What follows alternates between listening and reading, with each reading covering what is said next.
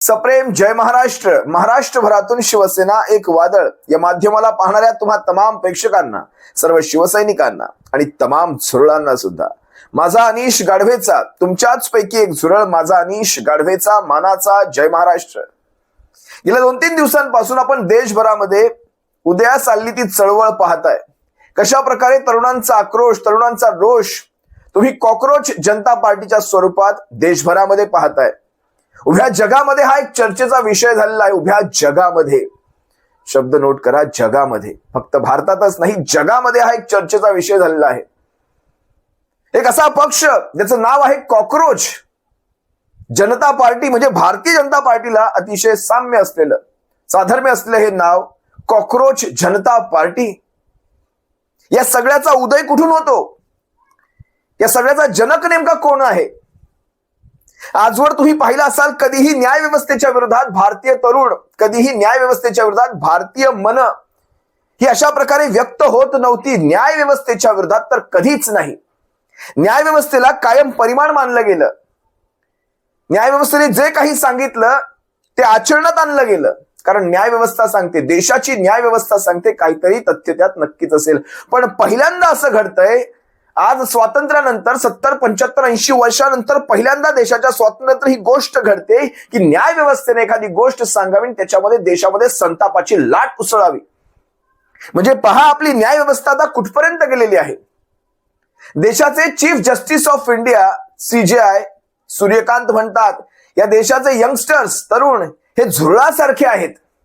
त्यांना कामधाम तर नसतात, त्यांना कामधाम कोणी देत नाही.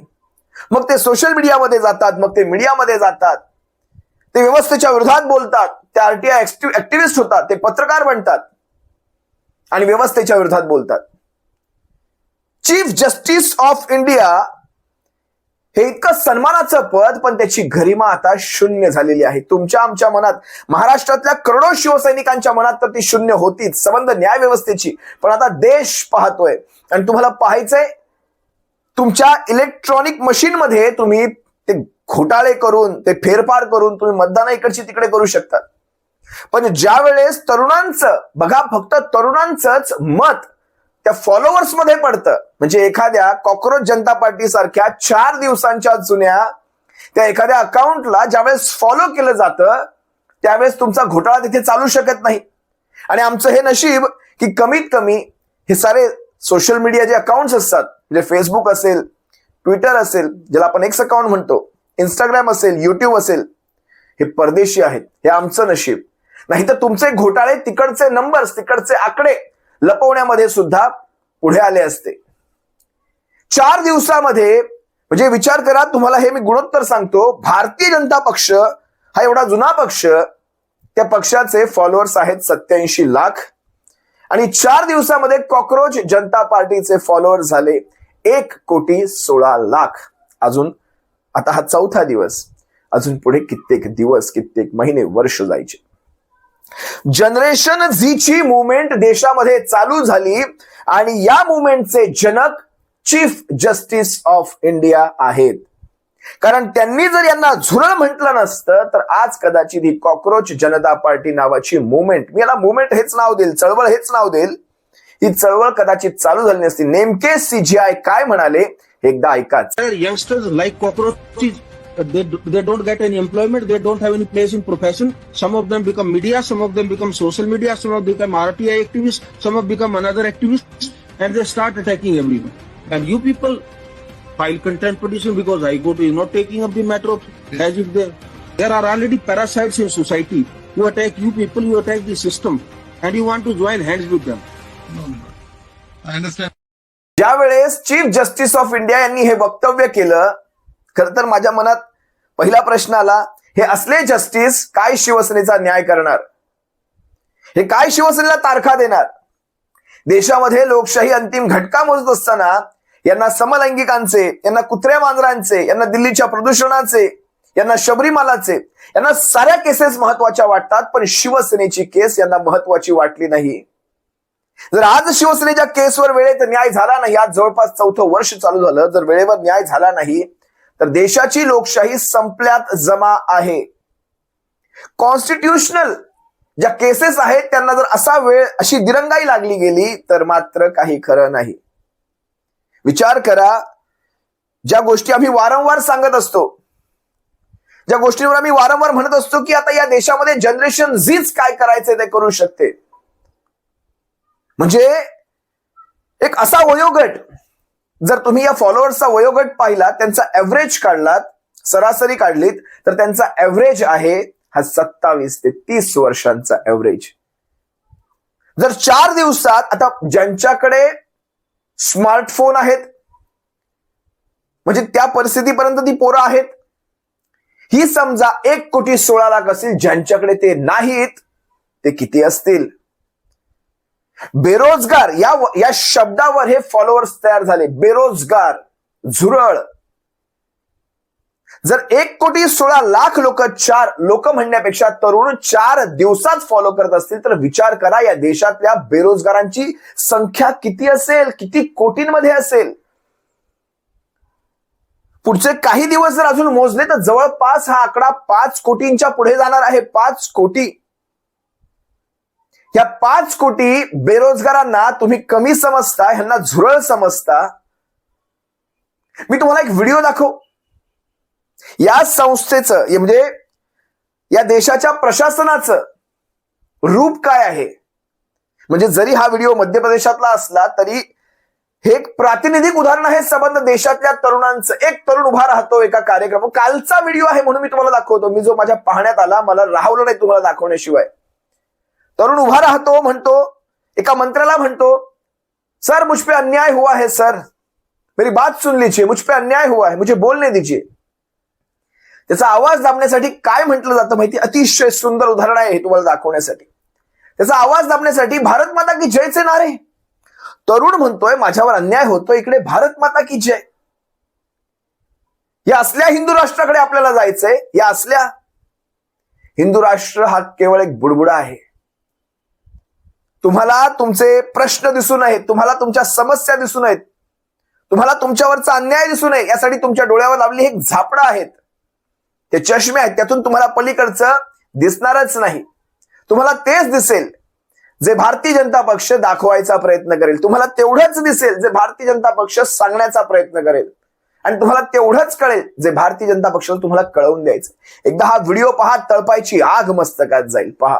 सर मैं युवा हूँ सर, मेरे साथ बहुत अन्याय बोले है। भारत माता की, सर मेरे साथ भारत माता की, भारत माता की।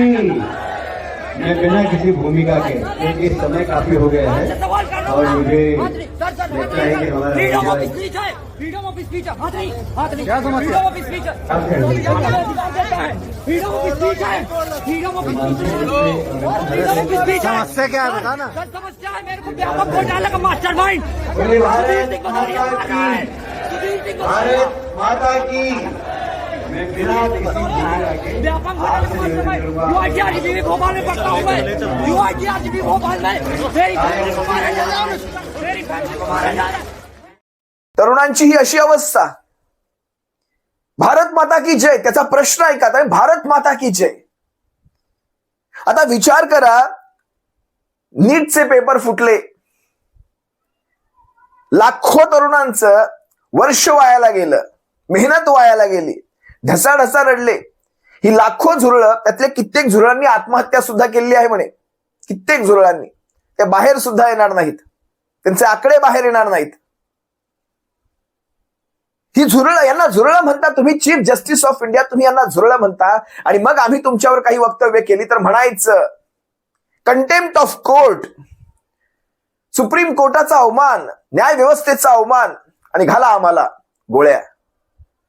आम्ही तुमच्यावर बोलायचं नाही. तुम्ही तुमची गरिमा, तुम्ही तुमचा सन्मान, तुम्ही तुमचा मान सन्मान किती टिकवलात. ज्या मराठी मुलाने, मला अभिमान वाटतो, महाराष्ट्र कायम देशाला दिशा देतो. महाराष्ट्राने आजवर देशाला दिशाच दिलेली आहे. तुम्ही पहा ना, म्हणजे आजवर महाराष्ट्रामध्ये ज्या ज्या गोष्टी घडल्या त्याचे दाखले देशामध्ये दिले जातात. अगदी संस्कृतीपासून, तुमच्या खाद्यपदार्थांपासून, तुमच्या रेलचेलीपासून, तुमच्या वागण्या बोलण्याच्या पद्धतीपासून साऱ्यांचे दाखले देशभरात दिले जातात. आता काय महाराष्ट्राची उदाहरणं दिली जायची? पक्षफुटीची. हे असं उदाहरण आपल्याला बनवू पाहायचंय का महाराष्ट्राचं भविष्यात? आज उदाहरण पुन्हा एकदा महाराष्ट्र घालून देतोय. ज्यावेळेस देशामध्ये देशाची लोकशाही संकटात असताना एक मराठी तरुण उठतो, पत्रकारितेचं शिक्षण घेत असलेला मराठी तरुण उठतो, अभिषेक डिपके नावाचा हा मराठी तरुण एक मुवमेंट चालू करतो, एक चळवळ चालू करतो. त्याच्या मागण्या काय असतात माहितीये? काय सोप्या मागण्या आहेत त्याच्या? सगळ्यात पहिली मागणी, ज्या न्याय व्यवस्थेने प्रश्न केला आणि ज्या न्याय व्यवस्थेने झुरळ म्हणून हिरवलं, त्या न्याय व्यवस्थेला सांगतायत एकही जज भविष्यात राज्यसभेचा खासदार होणार नाही. आमची कॉक्रोच जनता पार्टी हे तुम्हाला आश्वस्त करते, एकही जज कारण ही असते पुढची पायरी या जजेसची. राज्यसभेचा खासदार व्हायचं, पद भूषवायची, त्यामुळे मग एखाद्या पक्षाचा, विशिष्ट पक्षाचा फायदा होईल असे निर्णय घेत राहायचे. पाहिलेत तुम्ही उदाहरणं, अनेक उदाहरणं पाहिलेत तुम्ही, नावं घेत नाही मी इथे. यांची दुसरी मागणी काय होती? जर कोणी पक्ष फोडला, कोणी पक्षातून फुटलं, त्याला 20 वर्ष निवडणूक लढवण्यास बंदी. 20 वर्ष. जर मतदान याद्यातून तुम्ही नावं डिलीट केलीत आणि नंतर तुम्ही म्हणालात नाही आमची चूक होती, या सगळ्यावर बंदी घालायची आणि कडक शिक्षेचं प्रावधान ठेवू आपण याच्यावर. कारण त्याने उदाहरण दिली, अरविंद केजरीवालांचं, ममता बॅनर्जींचं, MK स्टॅलिन यांचं उदाहरण दिलं आणि म्हणाले, अभिषेक डिपके म्हणाले, ही माणसं त्यांच्या मतदारसंघातल्या डिलीट झालेल्या मतदानामुळे ही माणसं पडली, जाणीवपूर्वक पाडली. मी तुम्हाला अभिषेक डिपकेंचा, मराठी आहेत, त्यांचा मराठीतला मला वाटतं हा एकमेव इंटरव्ह्यू झालेला आहे, हा एक व्हिडिओ दाखवतो, जरा बारीक ऐका काय म्हणतायत ते. त्यांना रिटायरमेंट नंतर काही ना काही सरकारकडून एखाद्या कमिटीचा चेअरमन बनवला जातो किंवा राज्यसभेत पाठवलं जातं. तर याच्यानी काय अपेक्षा सेट होत आहेत जजेसच्या, की मला रिटायरमेंट नंतर काहीतरी भेटेल, त्यामुळे मी सरकारसोबत गुड टर्म्सवर असलो पाहिजे. आता जजेसचं काम काय? कॉन्स्टिट्यूशन नुसार चालणं, कॉन्स्टिट्यूशनशी अलाइन होऊन चालणं, की सरकारसोबत अलाइन होऊन चालणं, तर ही विचार करायची गोष्ट आहे. दुसरं आहे आमचं इलेक्शन कमिशनवर. आपण पाहिलं असेल मागच्या काही इलेक्शनमध्ये बंगालमध्ये ममता बॅनर्जीच्या कॉन्स्टिट्युएन्सीमध्ये 50,000 वोट डिलीट झाल्या, त्या काही 15,000 वोटांनी हरल्या. तामिळनाडूमध्ये 1,00,000 वोट डिलीट झाले, MK स्टॅलिन 50,000 वोटांनी हरले. दिल्लीमध्ये अरविंद केजरीवालच्या सीटवर 40,000 वोट डिलीट झाले, ते 4-5 हजार मतांनी हरले. आपल्या महाराष्ट्रात काय झाल्याचं सगळ्यात उत्तम उदाहरण आहे. लोकसभेत भाजपला फक्त 9 सीटावर आणून ठेवलं होतं महाराष्ट्रात, बरोबर? 4-5 महिन्यानंतर काय झालं? तीच भाजप एकदमच 132 सीटा घेऊन होती, ज्या त्यांना पीक मोदी वेव्ह मध्ये पण नव्हत्या आल्या. तर ह्या 4-5 महिन्यात काय बदललं महाराष्ट्रात? असं भाजपकडे कोणता असा नवीन चेहरा आला किंवा कोणती जादूची छडी सापडली त्यांना, ज्याच्यानी एकदमच ते जिथं लोकसभेवर त्यांनी एकदमच 9 सीटावर पडले होते, त्यातून त्यांनी 132 सीटा आणल्यात. आणि ते पण कोणता मोठा स्ट्रॉंग अलायन्स पार्टनर नसताना. एका टाइमला शिवसेना होती तेव्हा त्यांच्यासोबत, ती शिवसेना असताना त्यांच्या एवढ्या सीटा आल्या नव्हत्या. तर आता कसं काय येत आहेत हे समजून घ्यावं लागेल आपल्याला.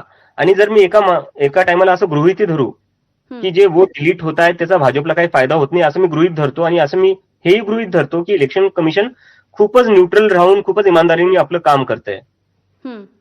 पण मी त्या पॅटर्नचं काय करू मग, की जिथं जिथं वोट डिलीट होत आहे तिथं तिथं अभिषेक डिपकेंनी जे सांगितलं ते विचार करायला लावणार आहे. 134 जागांवर जाणारा भारतीय जनता पक्ष त्यापूर्वीच झालेल्या लोकसभांमध्ये फक्त 9 लोकसभांमध्ये जिंकतो आणि त्यानंतर झालेल्या महाराष्ट्राच्या विधानसभांमध्ये 134 जागा जिंकून सगळ्यात मोठा पक्ष होतोय. कसं काय होतं? आम्ही याच गोष्टी म्हणत असतो. भारतातला तरुण या सगळ्यावर विचार करतो हे ऐकून बरं वाटलं, फार बरं वाटलं. आज 1,16,00,000 जण तुम्हाला फॉलो करत आहेत. अभिषेकजी, या सगळ्यांची एक मुवमेंट रस्त्यावर आली पाहिजे. रस्त्यावर समजा जगभरातनं असतील, जगभरातनं हे फॉलोअर्स असतील, समजा 1 कोटींपैकी पकडून चला तुम्ही, 1 कोटींपैकी अगदी 10 लाख जरी रस्त्यावर उतरले ना, 10 लाख एका वेळेस, या 10 लाखांचा तो आकडा जग पाहिल. आणि आम्ही सुद्धा त्याच्यामध्ये लाखांच्या नव्हे तर करोडोंच्या संख्येने उतरू. आम्ही स्वतः सुद्धा देशाच्या तरुणांच्या त्या न्याय हक्कासाठी, त्यांच्या आत्मनिर्भरतेसाठी, त्यांच्या सन्मानासाठी, देशातल्या तरुणांच्या आम्ही सुद्धा त्याच्यामध्ये लाखांच्या संख्येने उतरू. मी तुम्हाला आणखी एक व्हिडिओ दाखवतो ज्यामध्ये नीट परीक्षा इथे पेपर फुटल्यानंतर म्हणजे बघा काय ह्यांना खरं तर फासावर लटकवला पाहिजे. लाखो नव्हे करोडो युवकांच्या त्या स्वप्नांशी त्या भविष्याशी खेळणाऱ्यांना तीच शिक्षा असली पाहिजे. यांना फासावर लटकवला पाहिजे. यांच्या डोळ्यातले अश्रू पहा. मग हीच पिढी पुढे जाऊन जी जनरेशन झी पिढी आपण जिला म्हणतो हीच पुढे जाऊन सारा कारभार हातात घेईल. तुम्हाला कळून सुद्धा येणार नाही. एखादा 23 वर्षाचा युवक देशाचा पंतप्रधान सुद्धा बनून जाईल.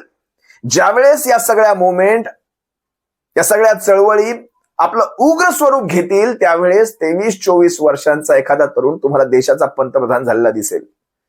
ज्या तरुणाच्या पाठीवर लाठ्यांचे बळ तोपर्यंत ताजे असतील असा तरुण तुम्हाला देशाचा पंतप्रधान झालेला दिसेल. जरा हा व्हिडिओ पहा. मैं अभी पूरी रात नहीं सोती हूँ. मैं 4 बजे सोती हूँ. मैं 4 बजे सोती हूँ और फिर सुबह 10 बजे या फिर 9 बजे उठ जाती हूँ. फिर उसके बाद से पढ़ती हूँ कि हाँ बैकलॉग्स है, सिर्फ कंप्लीट करना है. भावुक हो रही. हाँ क्योंकि इस बार मेरा नीट अच्छा गया था. मेरे सिलेक्शन लायक नंबर थे. मुझे अपने वो प्रिपरेशन के दिन 8 दिनों बाद आज फिर से नजर आ रहे हैं क्योंकि अब शायद फिर से 1 महीना मुझे वैसे ही पिसना पड़ेगा. लेकिन मेरा एक कॉल, क्या ये सरकार सिर्फ हिंदुओं को मुस्लिमों से बचाने के लिए रह गई है? मतलब शिक्षा में ढंग के स्कूल ये बना नहीं पा रहे. एक एग्जाम इंजीनियर चलो ठीक है, लेकिन एक एग्जाम जो इस देश की हेल्थ के लिए सबसे ज्यादा इंपॉर्टेंट है उसको ये 3 सालों से इसको सही से कंडक्ट नहीं करवा पा रहे. क्या आप एक पेपर नहीं बचा सकते लीक होने से? आप इतनी निकम्मी सरकार हो क्या? मी जे सांगतो तुम्हाला किती पटतंय किती नाही मला माहित नाही, पण जर पटत असेल ना कमेंट मध्ये या आणि एक जय महाराष्ट्र नक्की लिहा. मला समजू द्या तुमची मतं काय. आणि जर माझं म्हणणं तुम्हाला चुकीचं वाटत असेल ना ते सुद्धा तुम्ही व्यक्त व्हा तिथे. विचार करा आज ही जनरेशन झीची पिढी जिच्या मनामध्ये एवढा असंतोष आहे आज एका हाकेवर अभिषेक डिपकेच्या कॉक्रोच जनता पार्टीच्या एका हाकेवर मजाक मध्ये विनोदामध्ये देशभरातला तरुण एकवटतो. 1 कोटीच्या संख्येने ही मजाक नाही. आपण ह्याला बारीकीने विचार करा. हा मजाक नाही. आता मीडिया आता बघा ना 56 इंचांची छाती 56 तासात इतकी घाबरली की त्यांचं एक्स अकाउंटवरचं अकाउंट ब्लॉक करून टाकलं. ह्या कॉक्रोच जनता पार्टीचं एक्स अकाउंटवरचं अकाउंट ब्लॉक. विचार करा ही कॉक्रोच जनता पार्टी, सुंदर नाव आहे त्यांच्याकडे कॉक्रोच. एक असं झुरळ ज्याला व्यवस्थेने झुरळ बनवलेलं आहे. व्यवस्थेने, हे स्वतःहून झुरळ नाही, याला व्यवस्थेने झुरळ बनवलं. यांच्या नोकऱ्या खाल्ल्या. यांच्या नोकऱ्या कुणी खाल्ल्या? तर ह्यांच्या नोकऱ्या सरकार तुम्ही खाल्ल्या. तुम्ही तेवढे कॅपेबल राहिला नाहीत त्या नोकऱ्या तयार करण्यामध्ये. तुम्ही तेवढे कॅपेबल राहिला नाहीत त्यांना शिक्षण देण्यामध्ये. त्यांचा पुढचा अजेंडा तोच होता. मगाच्या त्यांच्या जे मागण्या मी वाचल्या. मागेल त्याला शिक्षण, हव्या त्या स्ट्रीमचं शिक्षण, हव्या त्या अभ्यासक्रमाचं शिक्षण, मागेल त्याला शिक्षण तेही मोफत. प्रत्येक नागरिकाला देशातल्या मोफत औषधोपचार, आरोग्य व्यवस्था मोफत आणि तीही टॉप क्लासची. काय चुकीचं आहे याच्यामध्ये? आज तुम्हाला त्या तरुणांचे व्हिडिओ मी दाखवू शकतो, पण काय असतं ह्या सोशल मीडियावर थेट ते लाठीचार्जचे व्हिडिओ दाखवले की सोशल मीडिया त्या व्हिडिओना बॅन करून टाकतं. माझे कित्येक व्हिडिओ बॅन झाले. सोशल मीडियाने खरं तर विचार करायला हवा. ज्यावेळेस आम्ही असे व्हिडिओ टाकतो लोकांना दाखवण्यासाठी त्यावेळेस ठीक आहे तुमच्या त्या व्हायलेन्स पॉलिसीज असू शकतात, पण ज्या वेळेस लाठी मारणारा जर हा खाकी वर्दीतला असेल ना त्यावेळेस ते व्हिडिओ तुम्ही ठेवायला हवेत. ते चळवळीचा भाग आहेत. ज्यावेळेस जुन्या काळामध्ये स्वातंत्र्योत्तर काळामध्ये ज्यावेळेस इंग्रजांनी स्वातंत्र्य सैनिकांवर लाठीचार्ज केला होता ना त्याचाच हा दुसरा भाग आहे. ही तरुण मंडळी मागते का? ही तरुण मंडळी मागते रोजगार, शिक्षण, त्यांचे अधिकार. त्यांना नोकऱ्या हव्यात.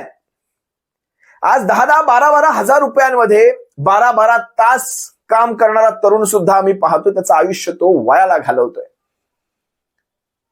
तुम्हाला एक उदाहरण दाखव. त्यांनी जर त्यांचे अधिकार मागितले त्यांच्या बाबतीत काय घडतं पहा हा व्हिडिओ.